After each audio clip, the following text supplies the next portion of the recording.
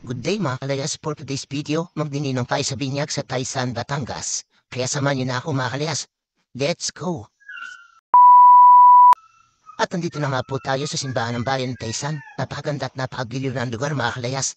And mag-start na po kami at tapos lang ang banal na misa. Ay nga po si Father at mga sakristan niya. At syempre, di kumpleto ang binyag kapag wala ang banal ang buhos ni Father.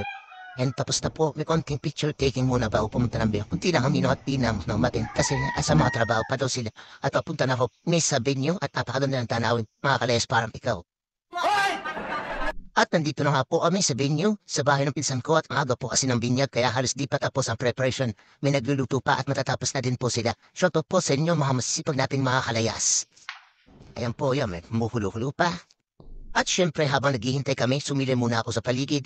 Napakatahimik at napakaganda ng lugar. Nakaka-relax po sa pakiramdam. Galing mo talaga, bright ka. Kakain na tayo mga kalayas at yan, nadami na po ang mga bisita. Mamaya po, may mga darating pa.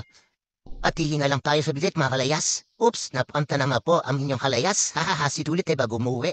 At uuwi na nga po ako. Thank you po sa nag-invite sa birthday binyag, kumare kumpare. God bless.